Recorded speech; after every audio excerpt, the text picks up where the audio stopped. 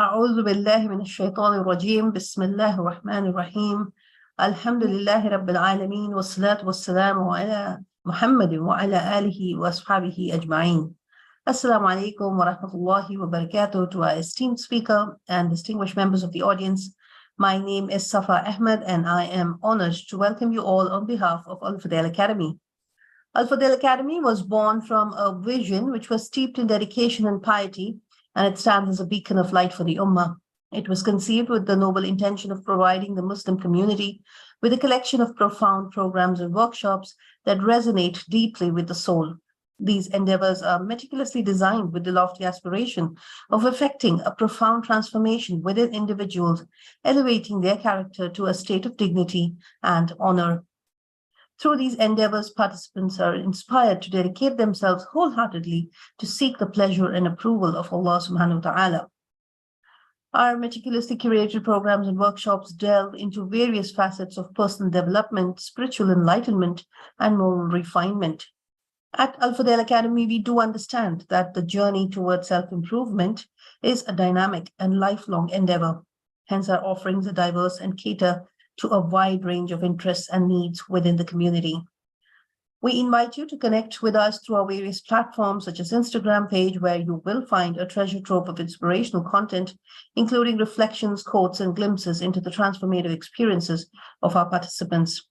And for immediate interaction and engagement, you are most welcome to join our WhatsApp channel on the link that is being provided on the YouTube chat, and where you will have the opportunity to connect with like-minded individuals on our upcoming events and offerings. May Allah in His boundless mercy guide and bless our collective efforts. Ameen.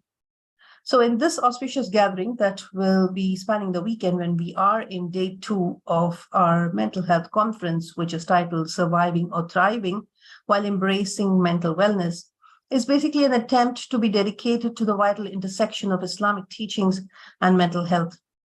In these unprecedented times where the challenges to our emotional and psychological well-being are more pronounced than ever, it is crucial that we come together to explore the profound wisdom of our faith and its application in the realm of mental health. Today, we stand on the precipice of an extraordinary opportunity to merge the timeless wisdom of Islam with the contemporary science of mental health, and our faith provides a comprehensive framework for understanding the human psyche, offering solace to all those who suffer and guide us towards holistic well-being. As we engage in these discussions, let us remember that our pursuit of knowledge and our dedication to mental health advocacy are acts of worship in service to our Creator and in the compassion for His creation. So with that, I'd like to introduce our esteemed speaker for the day, Ajmal Majeed, who is a distinguished professional in the field of psychology, who brings a wealth of knowledge and a deep commitment to promote mental well-being. Ajmal Majeed holds both a bachelor's and master's degree in psychology from the esteemed Aligarh Muslim University, where he honed his expertise in the intricacies of human behavior and human mind. With over 6 years of experience in counseling and teaching, Ajmal has demonstrated a remarkable dedication to supporting individuals in their pursuit of mental health and well-being. His passion for the intersection of psychology and spirituality is evident in his body of work. Ajmal is the author of several international publications in Islamic psychology, where he grapples with the profound connections between the human psyche and spirituality. Through these publications, he has contributed significantly to the ongoing discourse in this critical area of study. Ajmal Majeed's commitment to enhancing our understanding of the human mind and its intricate relationship with spirituality underscores his invaluable contribution to the field of psychology. His dedication to promoting mental well-being resonates deeply with the mission of our gathering today. Please join me in extending a warm welcome to Ajmal Majeed. We eagerly anticipate the insightful perspectives he will share with us today. Assalamu alaikum wa rahmatullahi wa barakatuh. Brother Ajmal, the stage is all yours. Wa alaikum assalam wa rahmatullahi wa barakatuh.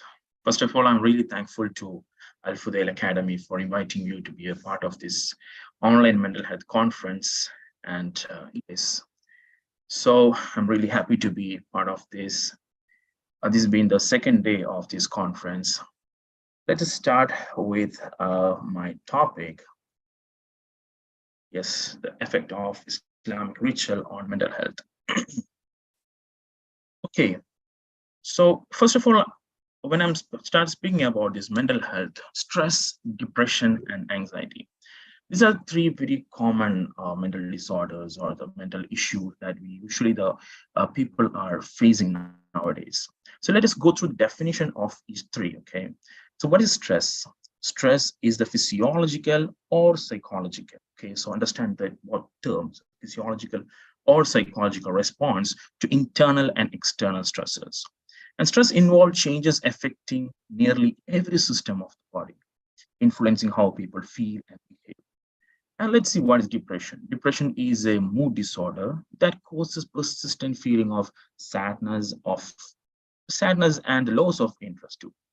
And what is anxiety here? Anxiety is an emotional characterized by feeling of tension, worried thoughts, and physical changes in like increased blood pressure or the physiological changes happens.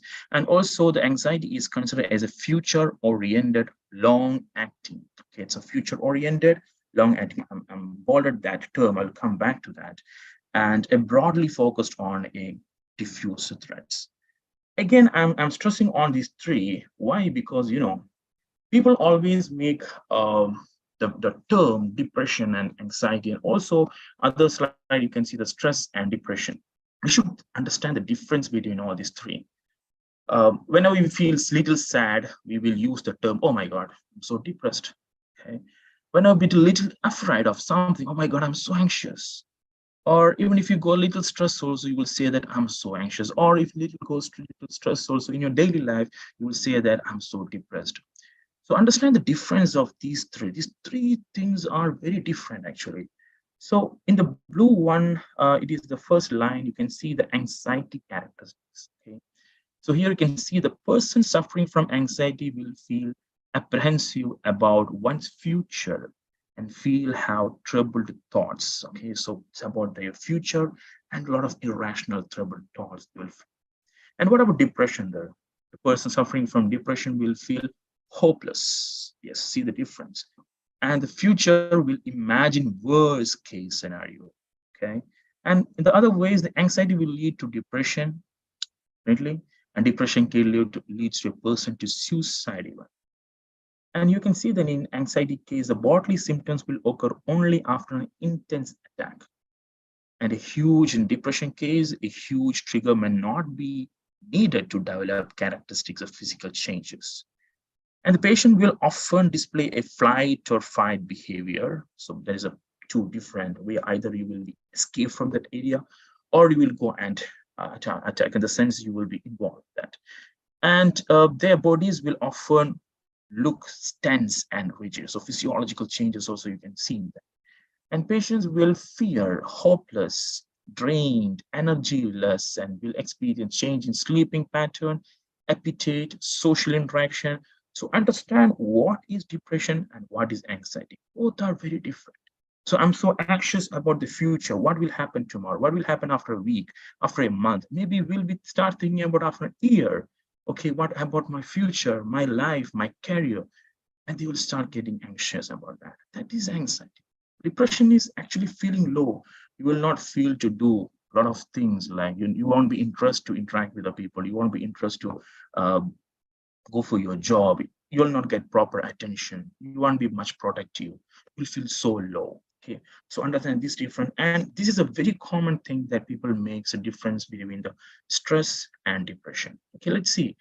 So trouble feeling overwhelmed, problem with the memory. There's all about the issues with the stress, changing eating habits, feeling nervous, anxious, feeling hungry, irritable, easily frustrating, easily burned out studying or school works, feeling that you can't overcome difficulty in life. So these are the uh, symptoms of the stress you can see. And in depression, withdrawing from others, feeling sad and hopeless. See the difference. Here it is a hopeless, lack of energy, enthusiasm, motivation, you lack all these things. Trouble making decisions, being restless, agitated, irritable, eating more or less than usual, sleeping more or less than usual, trouble in concentration, memory, feeling guilty, feeling bad, anger, rage. So all this, so it's a little more extreme and a little more long-lasting mood is the depression. So this depression is technically we call depression is a mood disorder. Stress is acute. Can stress, for example, 2 days I was under stress. Okay, 3 days I was under stress. There will be some stressors that triggering that you become stress. So there's a big difference. This both. So I'm just introducing this with because I can hear many common people always use the word depression, since the depression is a very common disorder all over the world now. But people usually use the word depression, usually use the word anxiety. Maybe it's just, I feel sad, but I'm sad for 2 days. It's okay to be sad. 2 days you can be sad. Okay, or I was not well for 2, 3 days. It's okay. It's a human mind is like that. Okay, so I'm directly coming to the area of Islamic rituals. And in my presentation, most of the effects that I'm proving will be mostly with the scientific evidences, scientific studies, a lot of scientific approaches you can see in my presentation coming up. Yes, Salah. We know when we take Islamic ritual, Salah is the important part where we can't actually ignore that it is mandatory for all Muslims all over the world. And it is important to inspect the act of Salah in close detail. See, if you check, if you are doing the Salah, we know that we have to be that much mindful. You have to concentrate both physiological and psychological aspect. So, each postures, okay, sujood, ruku, we have different postures. And also the psychological part. What are the psychological part? The concentration, the focus that we are giving, the mindfulness. I'll come into the mindfulness later. Thought about Allah, the focus on Quran and Qiraat. It's a complete physiological and psychological act that asks us to do the 5 times in a day. And see this. You can see here khushu. Okay, so I'm coming to the mindfulness first.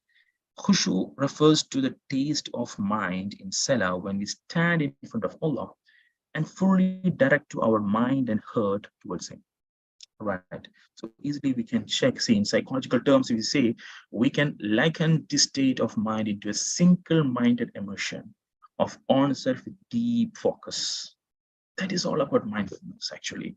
The mental state. Just imagine the 5 times in a day we are being mindful for like 4 minutes, and so mindfulness, a mental state achieved by focusing on one's awareness on the present and the moment, while calming, acknowledging, accepting one's feeling, thoughts, and bodily sensation used as a therapeutic technique.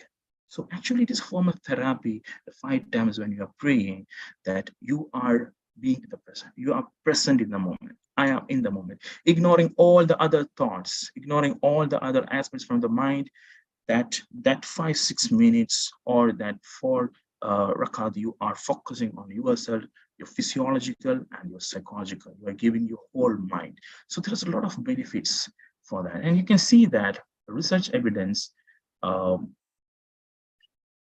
research evidence carried by USIL in a Brigham and Women Hospital, exploring the effect of Salah and Dua on 16 adult Muslim aged between 18 to 85 years. And he found that Salah reduces stress and depression while providing comfort and hope. So it's after each prayer, hope and the comfort that we're feeling, that we can each actually feel that the comfort that we felt, and we'll get more hope on the future. Okay, and even though if you felt lost all the hopeless, or if you're feeling so hopeless later on after the rakat, we'll definitely feel that hope in our mind.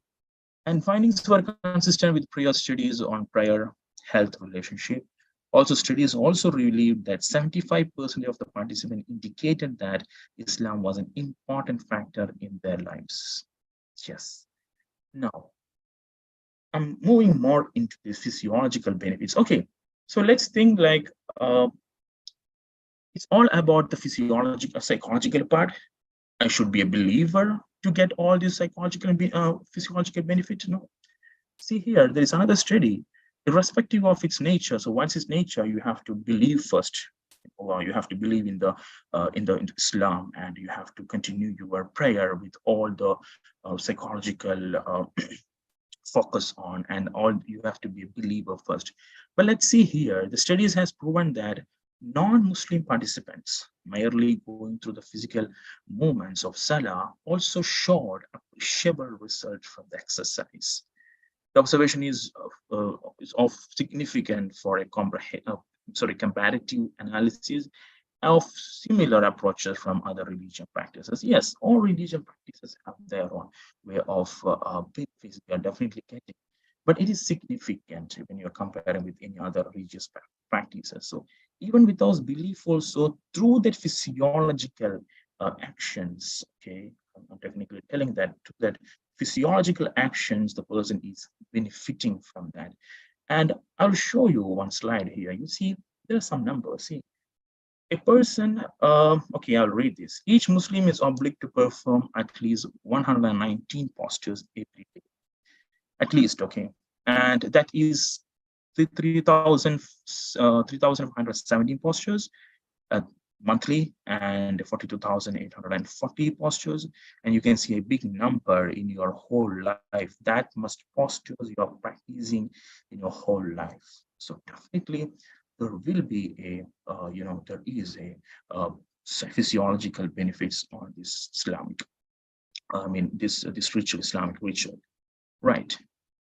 That's cortisol. So first of all, I will give a detailed concept about this cortisol. Cortisol, basically, we call it as a stress hormone. Okay, however, it has many important effects and other throughout your body. As I said, it has a main task is to regulating your stress responses. Okay, so regulating your stress, bodily stress responses during time of stress, your body can release cortisol. So whenever you feel some stress, what happens? Your body will releasing the cortisol, and they make the fight and flight fear. So that we already spoken before, right? Such as the adrenaline. So you continue to stay in high alert. In addition, cortisol triggers the release of glucose, sugar from your liver, and fast every energy during times of stress. You can see this image here.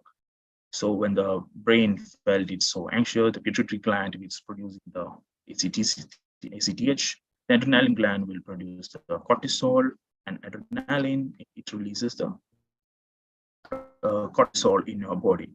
So the question comes like, okay, so what is the role of this cortisol on this Islamic ritual? Let's see.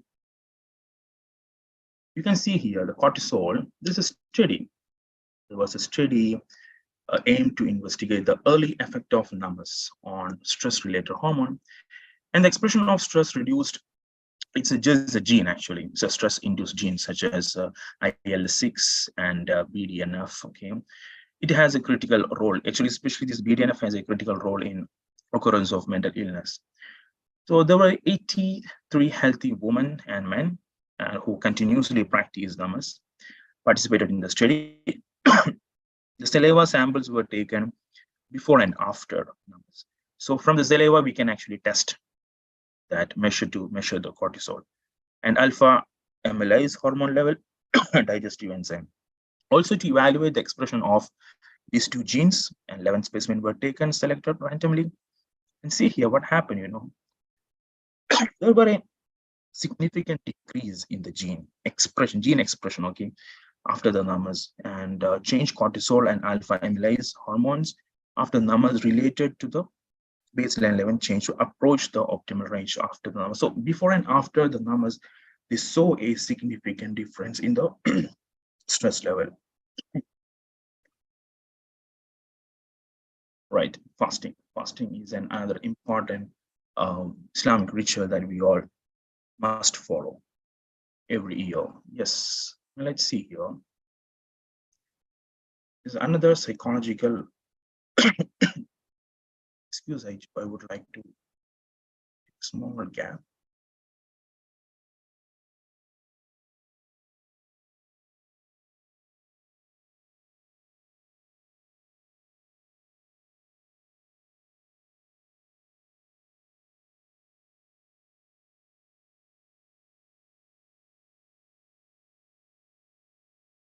Yes. Okay, so here's a question. See, when a person is already having anxiety, what about the depression, stress, and anxiety? Sorry, a person who is doing fasting, whatever the depression, stress, and anxiety for the person, will that be having a problem in that? See, it's a common question I ask to myself, okay? Because if a person who is depressed and already having anxiety and he is doing fasting, that should be increased. The depression problem will increase, right? Or the anxiety problem will increase because he's not having food, he's not having water, and definitely he might be suffering from these issues. So individuals that fast have experienced improvement in the symptoms of depression and anxiety. So even the person who was fasting, he was actually finding improvement in his symptoms. And they also reported increased fatigue within the second week of fasting.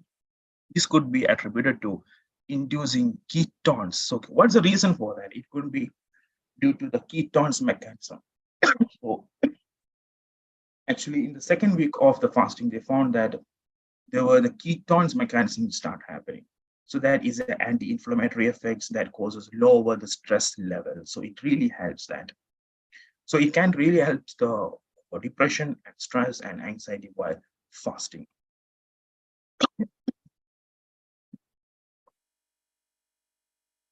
Moving on, yes, then what are the effects on the neurotransmitters? Neurotransmitters are really having a good influence on humans' emotions. Okay, neurotransmitters are essential chemical component of the brain. They send signal and that not only affect how we function, speak, think, also it affects how we feels. And you can see here, many studies have shown that fasting can increase the level of serotonin. So serotonin is the main function of serotonin is to improve the happiness, okay, to be happy and to make our mood good. And so they found that while doing the fasting, they have increased the serotonin in several studies, and neurotransmitters have been strongly linked to depression and anxiety once it duplicates. So the main reason for a person to be depressed is once a reduction of serotonin and also dopamine. But there is another contradiction in this, like other neurotransmitters that has been strongly linked to depression and psychosis seemed unchanged in the fasting. Maybe the further studies and have to be taken place in the future for the further proof for this. Okay. Zakat. Yes. Zakat is one of the 5 pillars of Islam and made compulsory for each Muslim to contribute part of their assets for properly to rightful and qualified. Here you can see that this study found that the sincerity and understanding, I'll come back to that. The wisdom of Zakat are the two important elements of improving psychological and well-being among Muslim believers. This is because Zakat can foster many positive attitudes, such as sincerity, compassion, gratitude. Yes, we're giving to someone without anything back. We're just giving ourselves, our from our finance, we did a lot of hard work. From that we are giving. So Zakat can also prevent negative traits like greed, arrogance, selfishness. Definitely, it will definitely help us to you know, increase all these negative traits. Therefore, Zakat performed with sincerity and philosophically understand can be used a form of treatment, especially neurosis patients like stress, depression, and all. It can be helpful for that, especially giving the gratitude to others. The implication of Zakat in the context of social interaction of society is the creation of tranquility, security, harmony for the whole society. So definitely, Zakat has a great influence on improving our mental health. And see, there is another important factor I want to say when I'm telling about Zakat and also fasting or even prayer. The very first psychological factor to be achieved before any rituals is intention, the niyyah. It can be anything. Whatever you are doing, if your intention is not right, definitely you are not going to benefit any psychological effect. Maybe some sort of physiological benefits you get from the numbers and all, but psychological benefits, if your niyyah or if your intention is not right, you're not going to get the proper benefits. It's not just a Islamic ritual, anything that you're doing, you will not gonna get it. For example, if you're doing, if you're giving a zakat to someone, if your intention is to get the reward from Allah, instead that if you're getting if you're giving the zakat to show to others, okay, then your intention will be different. If the intention is different, definitely you are not gonna get the benefit from others. Your psychological benefits, you are not gonna get that. Let's see anxiety. So there's a, again going back to the brain, and let's see how the anxiety is actually happening in our brain. And see here, the involved in the logical responses and the reasoning, anxiety can shut down. Yes. So you can see here there are two areas. One is the prefrontal cortex, and there is an amygdala. Okay. So the function of the prefrontal cortex is especially to decision making, cognitive activities, and it has a proper of reasoning, thinking ability. A lot of abilities are there for the prefrontal cortex. And let's see the amygdala. The function of amygdala is responsible for responses to fear stimulus. Okay, persistence anxiety. Amygdala increases in size and boosting responses to scary stimulus. Right. So how it helps here? What's the connection?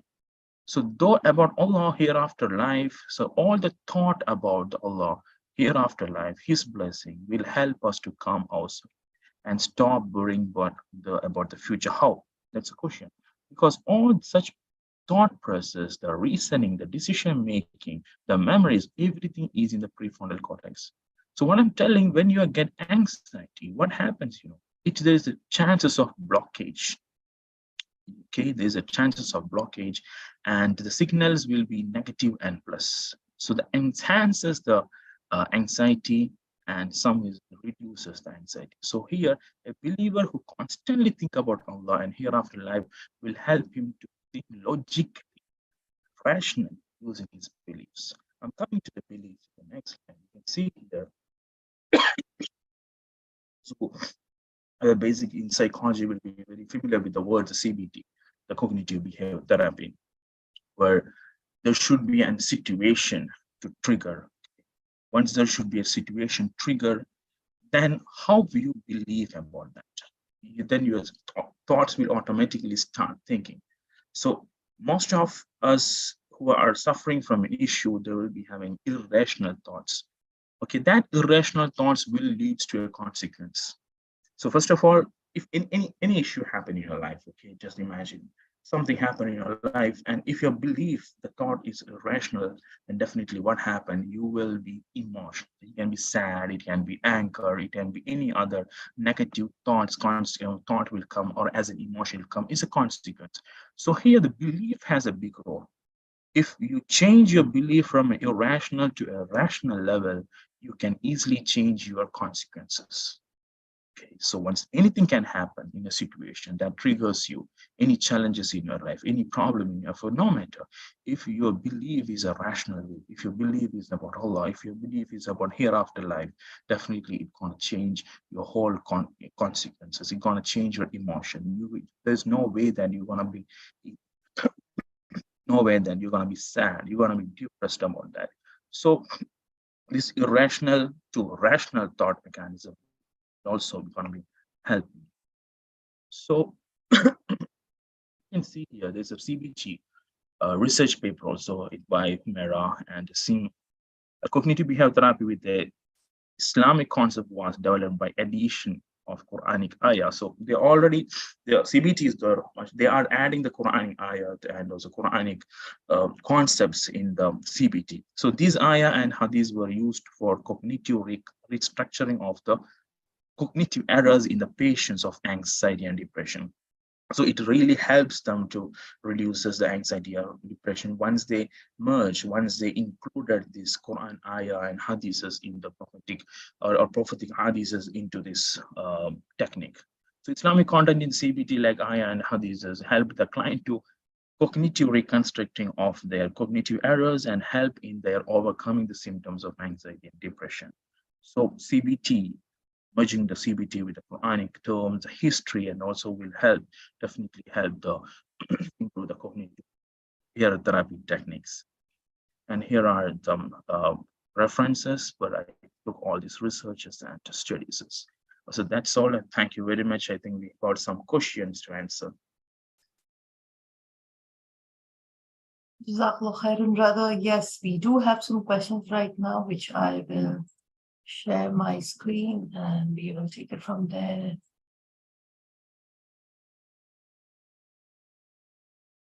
Okay.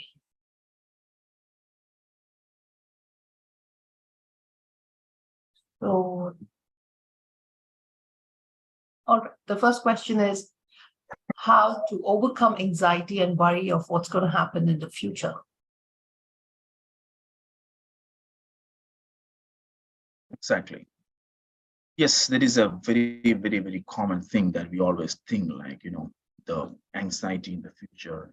Yes, so how to overcome the anxiety and worry, what is going to happen in the future? See, the first and ever thing that I would like to tell you is that in the previous slide, just a slide before, we already speak about the uh, belief, right? So belief is the first thing that we really need to reconstruct ourselves. And first of all, understand that if you say about anxiety, um, I think here they are mentioned about the very common anxiety that we all feel, that the worry about the next day or after a week or after a month. So it's just a worry about the coming days. Okay. So there's a very simple tip I can say, that planning. Okay. I'm giving a very nice tips to you. Planning, because it's a worry about the future. We are thinking what happened after a day or after a week or after a month. Okay. Or after a year even. So planning can really help us to sort these issues, because we are in an imaginary world. The person who are anxiety or the worry about the future, we are in an imaginary world that these all things will go wrong in the future, and these are the negative things that I'm going to face. Okay, so how you can tackle that? So just sit and plan in the future, how I going to tackle all these things. And the other best way is to discuss with the people around you. I always suggest to any other mental issues that discuss with the people around you, and discuss with the people elder than you. Okay, go and tell them these are my issues. What is your suggestion for this? How can you help me? I mean, what are the suggestions you can give to me? These, I think, these are these going trouble things that I'm going to face in the future. So just go and talk to the people who are elder than you. You're going to be really benefits for that, and write down your worries. So it's, we all know that is about the fear about the future. What are the fear factors that is actually following you? Write it down. These are the things that are going to fear factor. And there are many negative and irrational thoughts you can find in that. While writing itself, just make it a column or something. And while writing itself, you can understand, oh my God, I don't think that this is a real thought. Oh, I don't think that this is a real thing that are going to happen. Get your friend or any relatives or your nearby father or mother or sister, brother, and ask them, these are my things that are going on in my mind. What do you think? What is your perspective? Because this is your perspective. This is your personal perspective that's you're worrying that is going to happen in the future. So write it down, and they will be giving you your own guidance and just think, oh, that thought was irrational. Or this thought was irrational. You can, it's a, you yourself itself can slowly uh, what to say, take it out, all these worries. Okay. And yes, and talk to a person who had a more life experience than you. This is the one thing. Maybe there are few words, especially I do, and I like to talk to the old people. Okay, because they will be having years of experiences, and they will be so cool, they chill. Okay, they will be giving some guidance for you. A very nice life tips will really helpful sometimes. So I hope that I answer for that question. And one more thing I just want to add, if you say anxiety, there are different types of anxiety. Anxiety, for example, OCD is a type of anxiety, general anxiety, specific anxiety, phobia is a type of anxiety. So just speak in a word like it is a worry about your future. Okay, then. Thank you. Next question. That's very well answered, Alhamdulillah. We'll go to the next one. What's the tips for becoming emotionally intelligent? Oh, that's nice. Tips for becoming emotional intelligence. I have 4 nice tips. Okay. Right. One main thing I can tell you, right? Travel. So you will be wondering, travel, how that make you increase your emotional intelligence? Yes. Traveling doesn't mean that you go into Canada, you go into America, you go into Dubai, Burj Khalifa, and standing there and making emotional damage. No, it is to increase your emotional intelligence. Don't, you can travel, but I'm telling you have to travel where the crises are happening. You should travel where the poor people are living. You should travel to the hospitals. You should travel to the, or you should talk to the disabled people. You should talk to the people who are suffering. You should go and meet the people who are ill. The Islamic Rituals are teaching us, go and meet the people who are having diseases and understand their emotions. So first of all, I will let you know that what is emotional intelligence means. Emotional intelligence is exactly what feeling, understanding your feelings, your emotion, as well as, and you are understanding others' emotions. So understanding both of yours and others' emotion, that is a proper emotional intelligence. So maybe it's easy for you to understand your emotion, you can feel that. But categorizing is a different thing. I'll come to that. First of all, we need to understand others' emotion.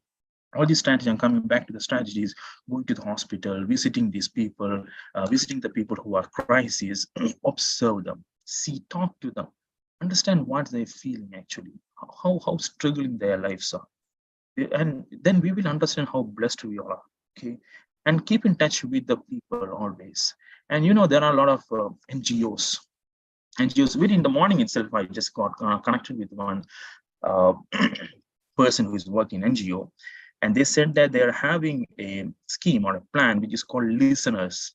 They are listeners. Listener in the sense there are many people in the world, they are finding they don't find people to listen to them. So they have a special scheme in them that they have a group of people who sit and listen seriously.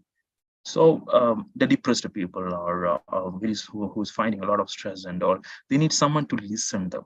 Okay, so you can keep in touch with these NGOs who has such nice schemes, or you have some nice planning in their future, and they do a lot of help and services without any profit. So this is another good thing that you can try on. Yes, so these are the some tips I can provide you. And sorry, and one more thing. Also, observe yourself. That is another thing. Like as I said, as self-regulation, your emotions. Observe yourself. Observe your emotion, how just is fluctuating. And yes, that is another part. Thank you. Absolutely. All right. Next question. Sometimes I cannot control my emotions if I'm facing problems or dissatisfied with someone. I will cry and I will remain silent because I cannot be angry. I will take a break for a while and try to cool myself down by understanding what's going on. But sometimes I'm thinking, do all these emotions explode later? And if I have potential, what should I do to avoid that? Very good question, actually. So let me go through this once more. Sometimes I cannot control my emotions if I'm facing problems and dissatisfied with someone, okay? And I cry and will remain silent because I cannot be angry. So I can understand the person's feeling like they are in a situation where they can't express their emotion, whatever it is, and they cries. And I will take a break for a while and try cooling myself down, understanding what's going on. Yes, good. So that's the very first step that you should do. Okay, keep quiet and step back, relax, and reflect yourself. And the first thing you said, I will cry. Definitely, you should cry, because crying, laughing, being emotional, that is a blessing God for us. That you should express it. Okay, don't hold yourself. Okay, I should not cry. You cry, no problem. There is nothing problem with the crying. We all got that blessings to cry only. Like I want to laugh, you laugh. So emotion, you should express it. And the question comes here, but sometimes I'm thinking, do all emotion explode later? Chances are there. Chances are in the sense, I'll tell you why. This repression, we all, whatever, whenever happens, you know what, we repress. We repress in the sense, whatever things we are repressing goes to our unconscious mind. It will settle there, and there's a chance of later on come as a, even it has chances to changes in your personality. But situations, it depends on situation, okay? And if it is a occasion that happens once in a while and all, no matter, let it happen, okay? You can cry and later on you can resolve yourself. But here the solution, what you can do, communication. So here you said that I'm facing problem or dissatisfied with someone. So the communication is the best thing, because I have seen that a lot of relationship issue that happens due to lack of communication between them. We are not communicating properly. We are not opening our mouth. We are not sharing properly. We'll wait for others. Let the person come to me. Let the person come to me. Okay, why this guy is not laughing at me? Sorry, smiling at me. Why is not talking to me? Go and talk. We don't know what's in their mind. We don't know what they are thinking. And one important thing that while you're talking to them, make sure they are emotionally normal, you are also emotionally normal. Maybe after this certain situation you explained about a scenario, and immediately after 5 minutes, go and talk to him. Don't go and talk to him, just wait. Make sure I'm okay, I can talk properly, because each word you're speaking at that time is very sensitive, especially when the person is in emotion.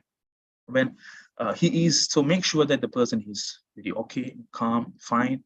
Later on, you also make sure I'm calm, quiet, I'm not emotional. Don't take any decision at the time when you're emotional. That is a very important thing. Even Prophet ﷺ taught us, don't take any decision at that time. Later on, slowly, once you are normal, I can, if I want to, I can go back to the slide I show you, the amygdala and prefrontal cortex. The connection will be very less. Your thinking, the logical thinking will be very low. Your reasoning will be low. So at that time, don't take this. Later on, go talk to him. Share. These are the things that actually heard. The words are using that time, and the way you're expressing should be very clear. And once it's resolved, when you're okay, don't worry, it's gonna not gonna explode later. Okay. Once, so it's all about make sure it's solving that and you're okay with that. Thank you very much. That's a very well put out answer. I'm sure most of us are suffering from this very issue every now and then. So it was rightfully said. Thank you so much. Yes. We're moving to the next question. How can I tell if my adolescent child is experiencing depression or is craving attention? Okay, I'm guilty of this as well. Please enlighten us. Such a nice question it is, because nowadays I can see there are several adolescent issues are coming with depression. But again, before I'm coming to that, just make sure. Okay, I'll tell that later. First of all, so the question is that how can I tell my adolescent child is experiencing depression or craving attention? You can easily understand. You don't want to make it list out because it's your child. Okay, it's your child. If you start seeing the child appetite is not eating properly, he's very silent, he's not showing interest in any activities, he's not going, he or she not going outside for playing, um, or they are not willing to talk to you much. Okay, and you find many changes in his life very quickly. Just wait for a few days. Okay, 1 or 2 days happens. Adolescent age, anything can happen. So maybe just like 5 6 days is continuing the same. The first thing you should do is that go and talk to him, and then don't diagnose yourself he's a depressed.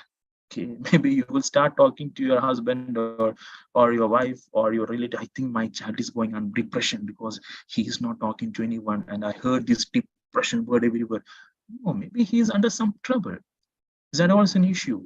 I can tell you, maybe he's having any um, maybe he got stuck in some drug issues. Okay, I'm very general talking.